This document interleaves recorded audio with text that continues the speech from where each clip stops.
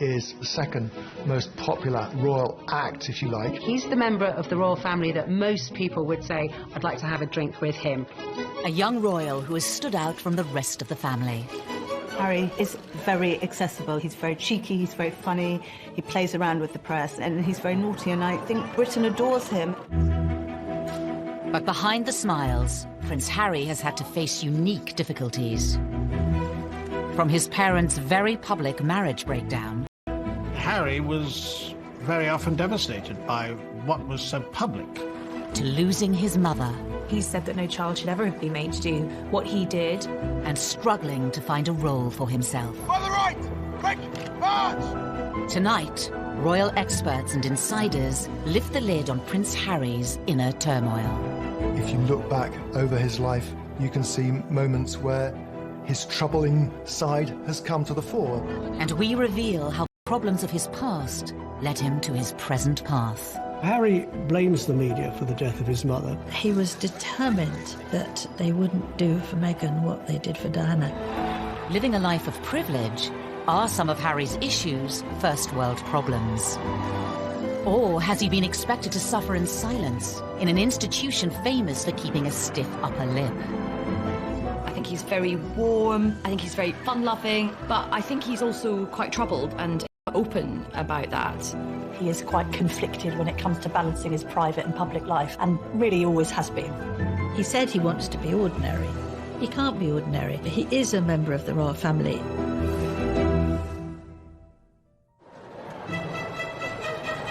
The 15th of September, 1984.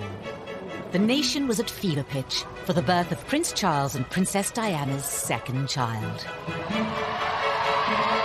Britain loves birth for a royal baby. Charles and Diana were hugely popular, and everybody wanted to see whether they were going to have a little girl or a little boy. Crowds were gathering outside the hospital, outside the gates of Buckingham Palace, and they wanted to see who was going to be on the tea towel. The guy was christened in this. Looks remarkably well despite it. From the beginning, the spotlight was on the young Prince Harry. For Diana to have another child in fairly swift succession was of course joyous, and then when the child grew up and had ginger hair... Is a role that inherently has problems attached with it. You know, if you look at the heir, if you look at Prince William, his role has always been defined. What he's going to do has always been clearly outlined. Harry, like spares historically in the royal family, has had to find a role for himself. To some, Prince Harry grew up in the shadow of a brother destined for the throne. He was always less than his brother. The late Queen Mother used to invite Prince William over for tea and talk to him about his future, and not invite Prince Harry. The Queen Mother always made sure that Prince William was seated in a prominent seat next to her, and Harry never was. Diana would take the two boys to Highgrove in Gloucestershire. And on this particular occasion, Diana was driving. I was sat in the front, William and Harry in the back. You know, they clearly got off to a bad start because they were both arguing before we even left. Harry out of nowhere just said, William, you know, one day you'll be king. I won't. It doesn't matter. Therefore, I can do what I like. You can take that comment two ways. It can indicate envy, if you like, that William's got this great future as king, but also there's an element of, I'm free. I'm going to be able to choose my own role in life. While the young princes may have been aware of their unequal positions, their parents were determined to raise them the same way. Diana was very conscious that she wanted the palace to treat the boys equally and to give Harry as many opportunities that were afforded to William. You know, Diana was very fair about how she treated them. There were no favourites, as I saw it. Prince Charles shared Diana's concerns about making sure the boys shared things in their early years, but certainly other more senior members of the family will privately say, well, this is nonsense. I mean, William is the future. All our efforts must go into educating William. It was William who the Queen would invite for lessons in kingship, if you like, when he was at Eton and she was at Windsor Castle. But while Charles and Diana tried hard to keep their sons happy, their own relationship faltered and ultimately failed. It is announced from Buckingham Palace that with many problems that many people in the West have all the time in growing up in a broken home, but his broken home was exposed on a most extraordinary scale. The entire planet tuned in to learn every detail about the Charles and Diana separation and divorce, and inevitably the focus on Harry and William followed. Harry was very often devastated by what was so public. He couldn't understand why his mother would wish to be so public with so much of her life. Harry was always the baby of the family, and whether it was at school or whether at home, every effort was made to shield him from the newspaper headlines and protect him from his parents, who really, by that stage, were in a pretty bad way. The War of the Waleses saw Charles and Diana's separation and divorce play out on the front pages and to TV audiences of millions. For the children to hear both parents to come on television at separate times, to admit to having affairs and to admit to how unhappy they both were when these kids were at boarding school, can you imagine how cringe-making it must have been for them? Highly embarrassing. And I don't think that makes them secure. In later years, Harry would admit his parents' divorce left him feeling like he didn't spend enough time with either of them. I think Harry found it quite difficult kind of being shared between parents and spending some time at Kensington Palace with Princess Diana and then going to Clarence House and then to Highgrove, his father's property in Gloucestershire. In this sense that he didn't really have a permanent home was difficult for him. The divorce was finalised in 1996. A year later came a far bigger blow for the royals, and especially for Harry, at the age of just 12. We have reports from Paris that Diana, Princess of Wales, has been killed in a car accident. Harry really did feel the loss of his mother. Being the youngest, he was, as much as William was close to his mother, he was probably a little bit closer. It's incredibly difficult to lose your mother at such a tender age, especially if you're in the public eye. And I think that Harry's had a unique set of circumstances to cope with.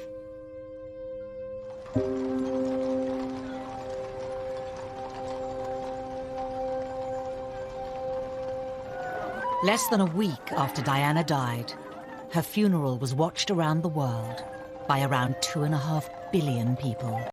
I don't think anyone will ever forget the sight of Harry walking behind his mother's coffin, so small, so young, so grief-stricken. But this is part of being royal. This is their duty. I may not necessarily agree with it, but this is what it was, and that must have been very difficult. On a public sleeve. And they were incredibly brave in the way they presented themselves. All around them, people were caterwauling, weeping, wailing, and anybody hearing that would break down. But no, they didn't. Which was actually very selfish of most people, because somewhere in amongst all that national outpouring of grief, the private grief of the boys got lost. Ever since Diana's death, Harry has been in no doubt about who he blames for the tragedy. I think it was inevitable that Harry blamed the press for the death of his mother. In fact, it was much more grey. There were a lot of photographers outside the Ritz Hotel, but both Diana and Dodi chose to go out that evening. Being part of this family and this role and this job, every single time I see a camera, every single time I hear a click, every single time I see a flash, it takes me straight back. So in that respect, it's the worst reminder of her life as opposed to the best. For 2 decades, Harry said very little about losing his mother. But in recent years, he has lifted the lid on the emotional turmoil he's been experiencing. He said that no child should ever have been made to do what he did. The experience of that, the trauma of losing his mother, has culminated in years of personal crises for the prince, something that he's struggled with in adulthood. And I think, having spoken so openly and courageously about the impact that losing his mother had on him, we now do have some understanding on just how much that has shaped him. Harry revealed he had been seeing a mental health professional to help him with his grief. It was a big surprise when Harry came out and said he'd had these mental welfare problems, the fact that he'd sought help, treatment. We learned that it was William who had not forced him, but said, you've really got to get some help here. We also learned that he'd taken up boxing to try and control his aggression, and the aggression was a consequence of his mourning, and he was still dealing with his grief over his mother's death. But it would take nearly 2 decades for Harry to seek help. In the years after Diana's death, the young prince would deal with his troubles in a very different way. The sadness and the grief would make him behave in a very inappropriate way. He had problems with excessive drinking and also problems with drugs.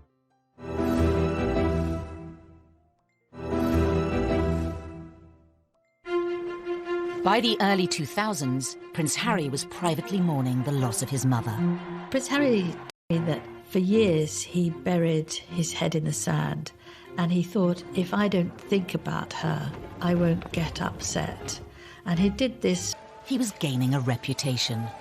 The party prince, the playboy prince, the hard-drinking prince. The first time I ever met Prince Harry, he was at a nightclub. It was the year of his A-levels. He was meant to be at home revising, and he was at the Kensington Roof Gardens, knocking back vodka shots, smoking Marlboro Lights, surrounded by a group of gorgeous blondes. That was Prince Harry.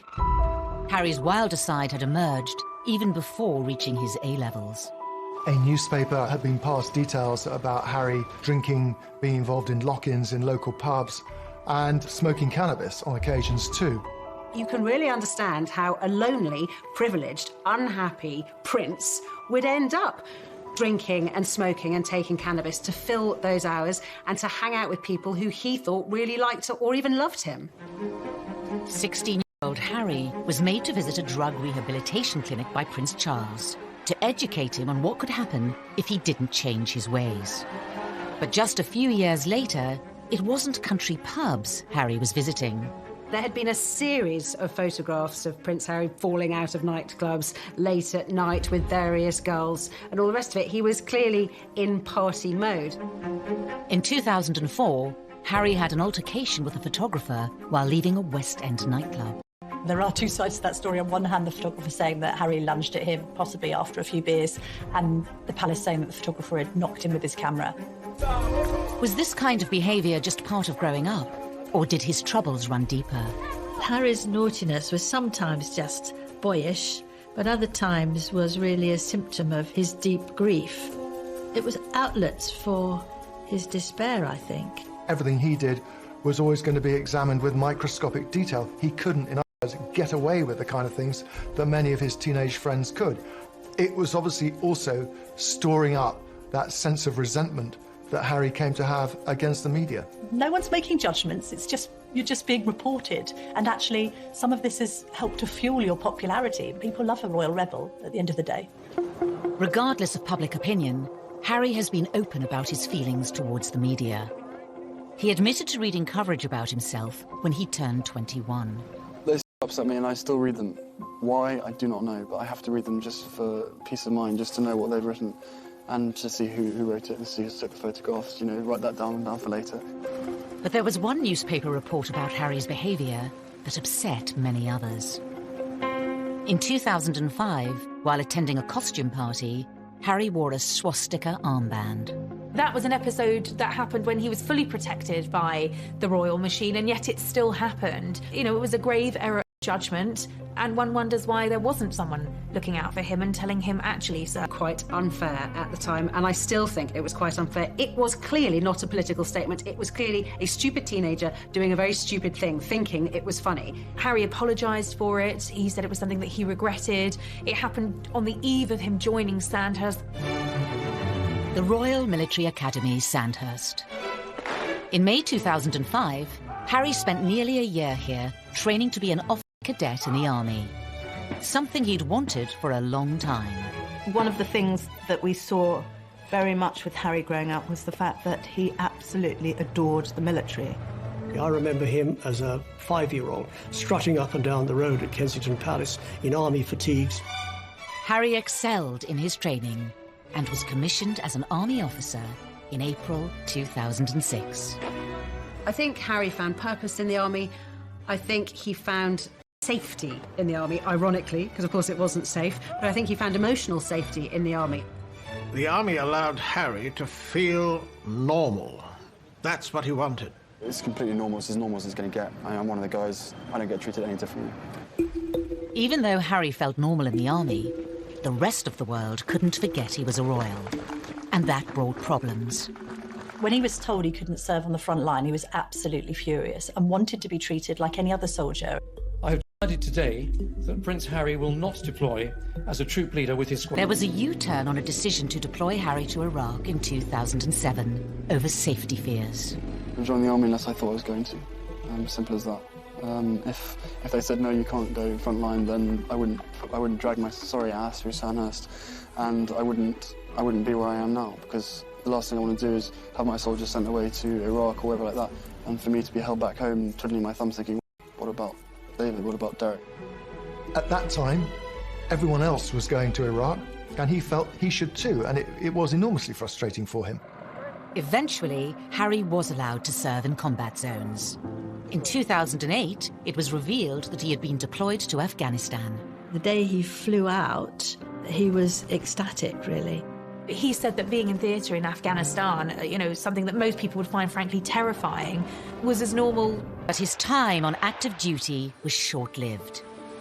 A media blackout was imposed on Harry's posting for his protection until an Australian magazine revealed where he was, and he was forced to leave. He'd had his opportunity in Afghanistan cut short. He could see which way the wind was blowing. It was unlikely he'd get another opportunity unless he could do something different. So he put himself through some really tough, and this allowed him to have a second bite at the cherry and to go back out there. On his second deployment, the media were allowed much more access to Harry. Not that he was happy about it. And so what do you think the public perception of Harry is? I don't know, it fluctuates. It depends on what the media want to write, I suppose. I'm out here doing a job and I really enjoy it. I never wanted you guys to be out here, but there was an agreement made to invite you out on the deal that the media didn't speculate before my deployment. That's the only reason you guys are out here. Harry may not have wanted the cameras there. He did extremely well, but also doing what he was always keen on doing. In January 2013, Harry returned to the UK after a successful deployment. But there were questions over what was next for him. Because of who he was, it was no longer possible for him to pursue that career. And then what happens? He's left really without a job, without a purpose. He was doing something he felt comfortable with. The army, and anybody who has made a career in the army will tell you military is family, and he felt at home. There was camaraderie.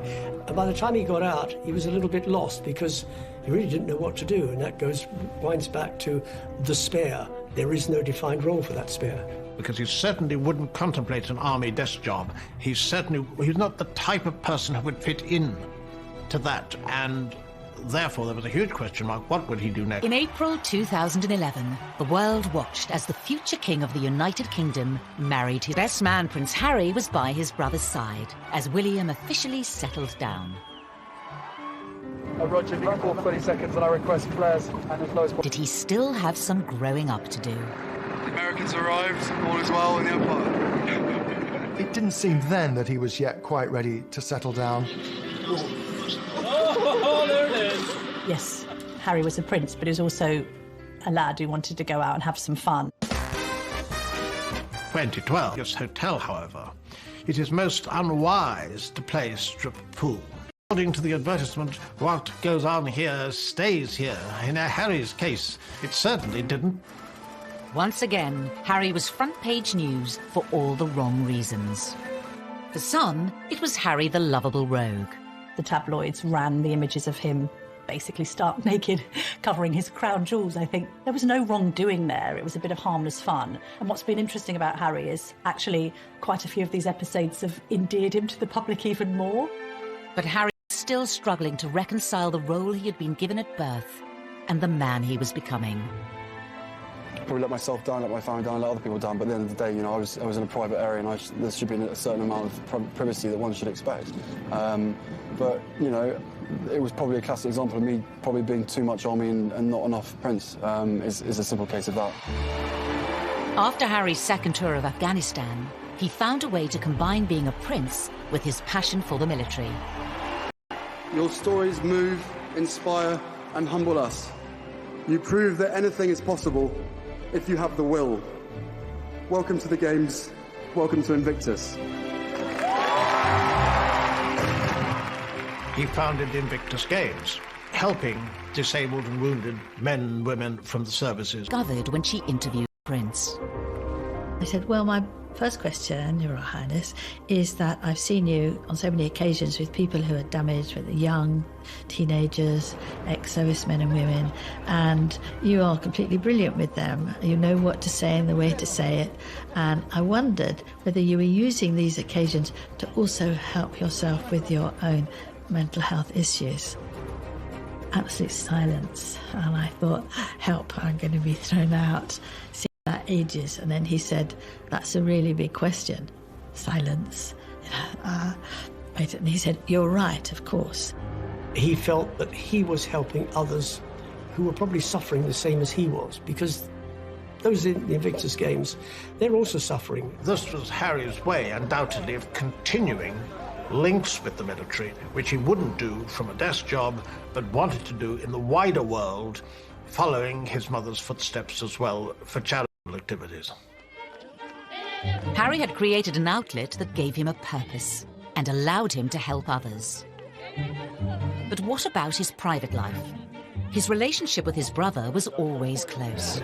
Every year we get closer, and we've even resorted to hugging each other now, after not seeing each other for long periods of time. But he talked about anything, and we understand each other, and we give each other support, and everything's fine. They were two peas in a pod. They looked out for each other. We're brothers, not lovers. There's a difference. For some, Harry gaining a sister-in-law highlighted the need for him to move on and find his own partner. Inevitably, there was sort of a little bit of gentle mockery about him as a sort of the third person in the marriage of William and Kate on this occasion, of course, because they were so close, they did things together.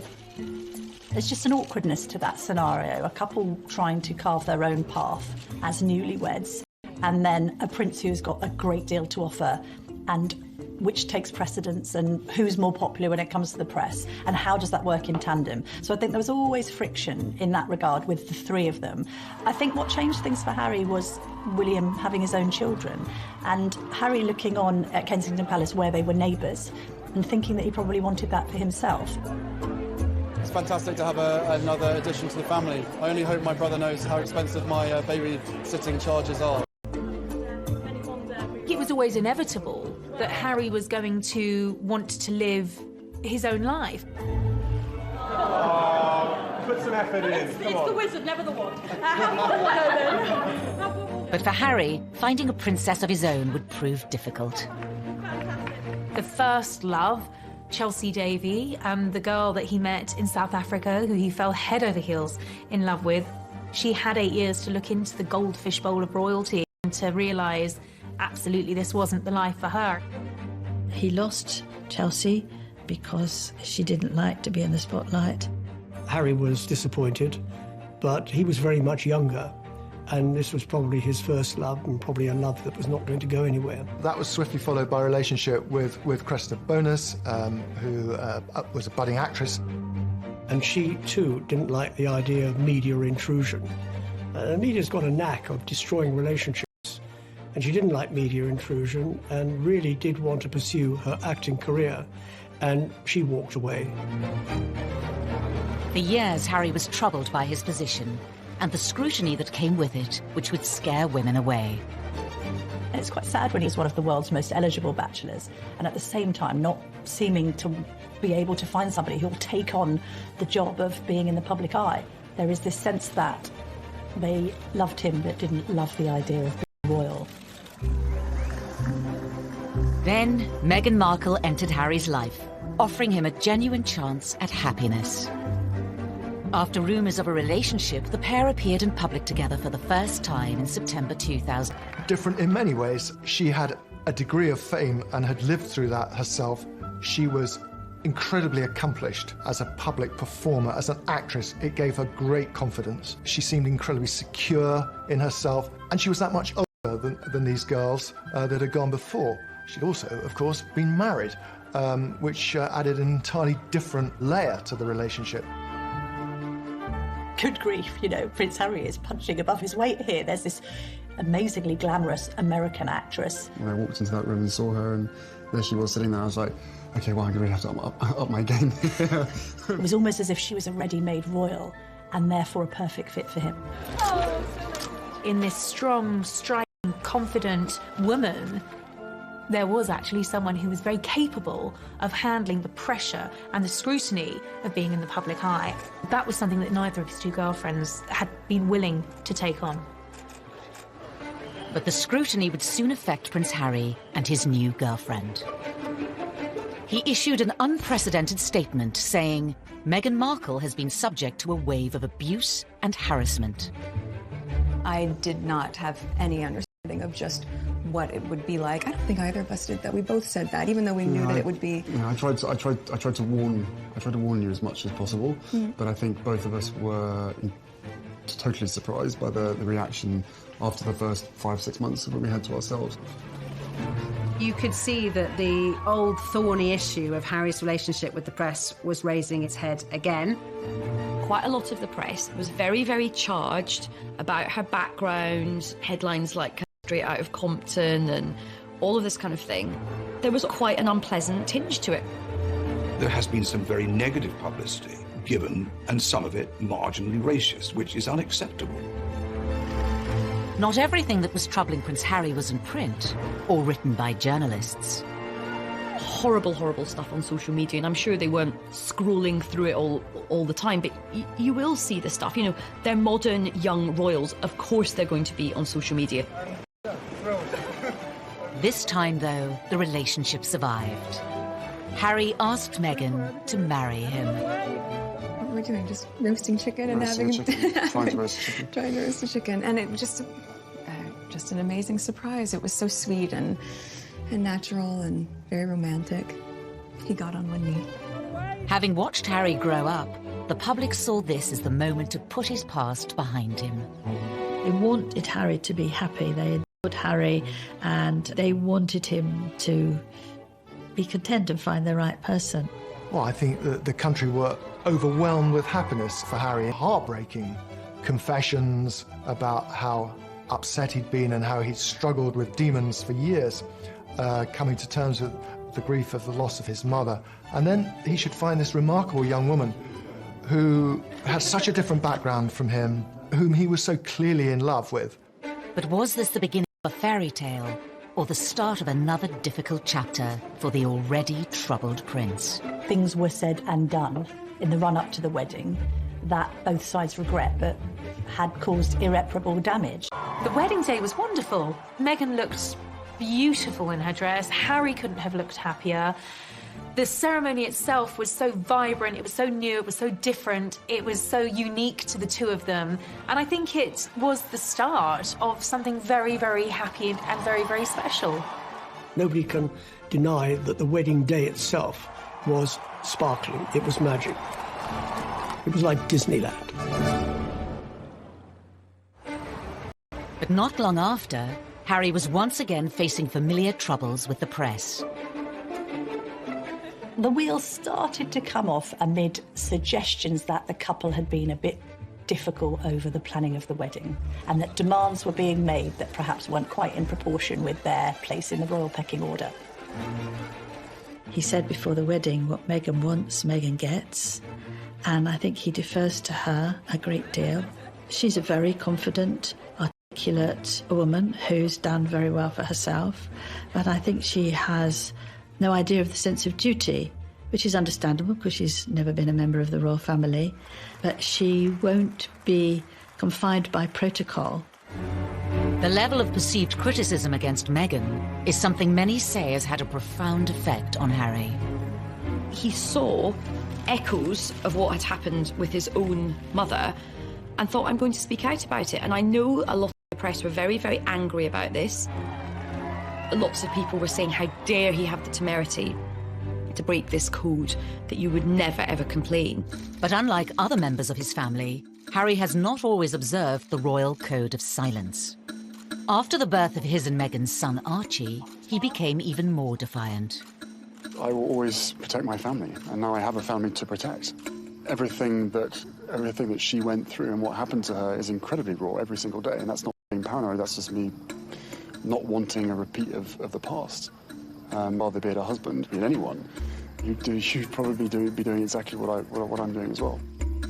I think Harry fears that there will be parallels between his own relationship and that of his mother, and he's very keen to protect Meghan and Archie. I mean, I have the two best guys in the world, so I'm really happy.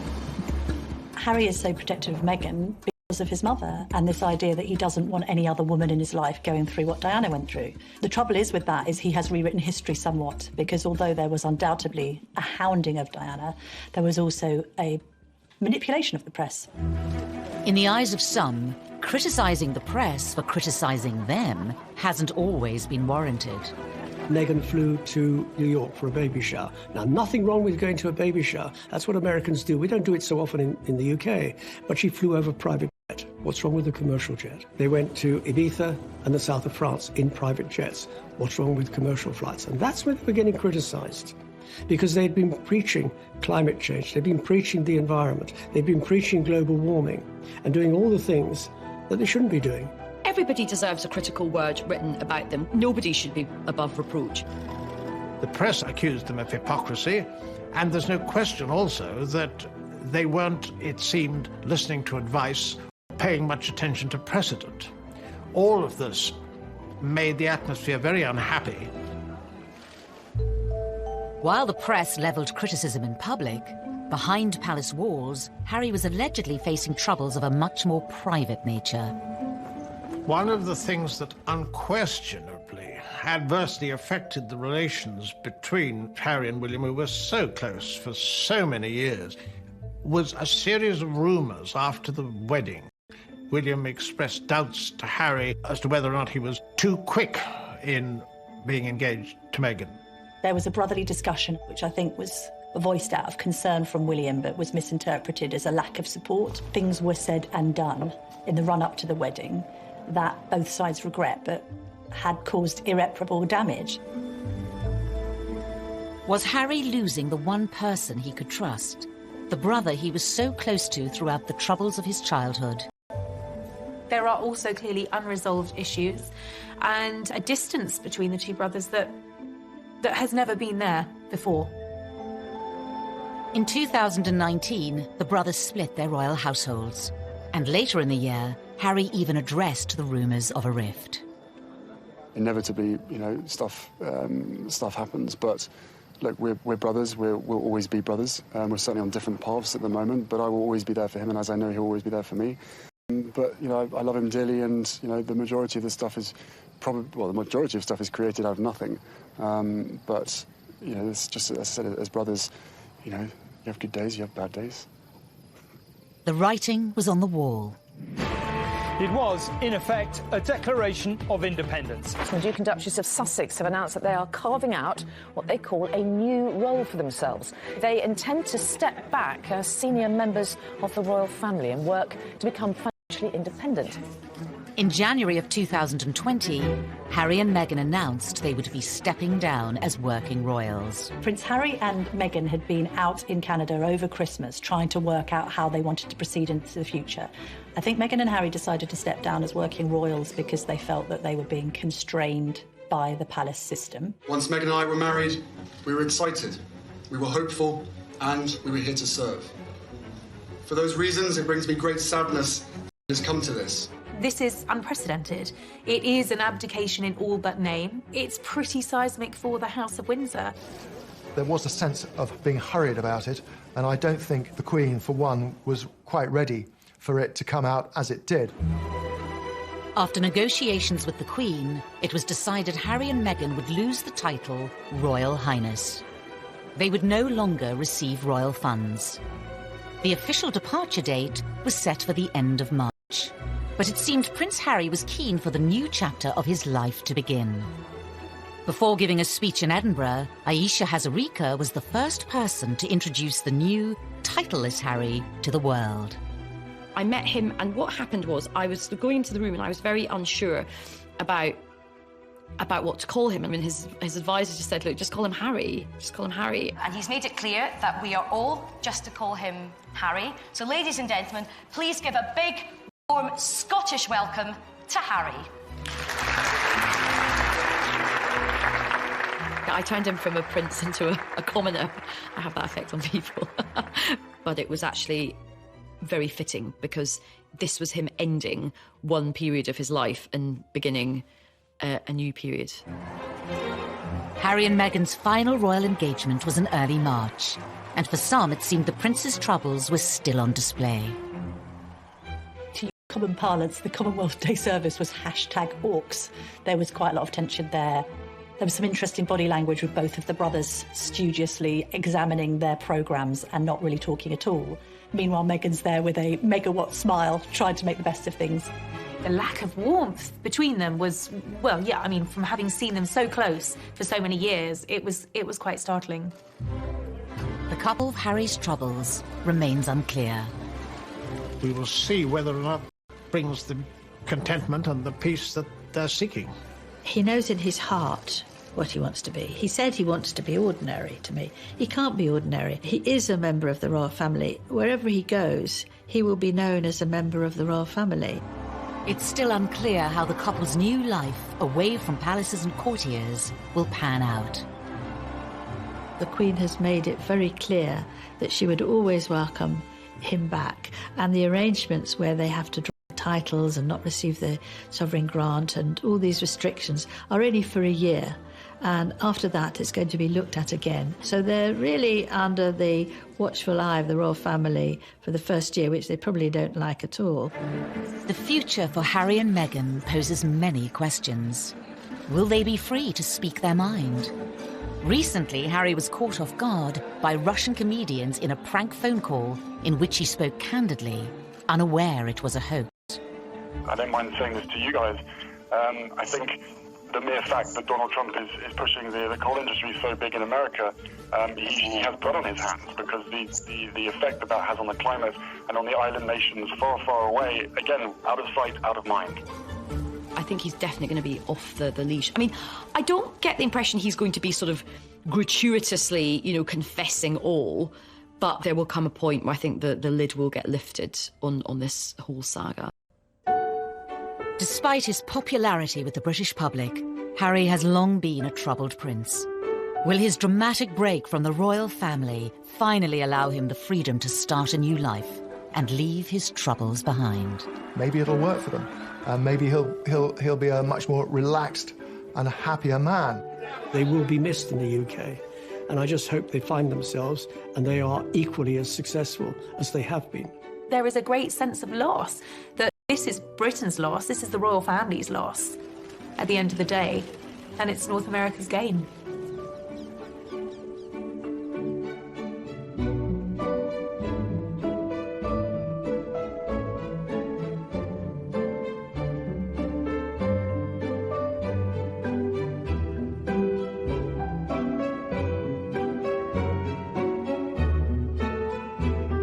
To learn every detail about the Charles and Diana separation and divorce, and inevitably the focus on Harry and William followed. Harry was very often devastated by what was so public. He couldn't understand why his mother would wish to be so public with so much of her life. Harry was always the baby of the family, and whether it was at school or whether at home, every effort was made to shield him from the newspaper headlines and protect him from his parents, who really, by that stage, were in a pretty bad way. The War of the Waleses saw Charles and Diana's separation and divorce play out on the front pages and to TV audiences of millions. For the children to hear both parents to come on television at separate times, to admit to having affairs and to admit to how unhappy they both were when these kids were at boarding school, can you imagine how cringe-making it must have been for them?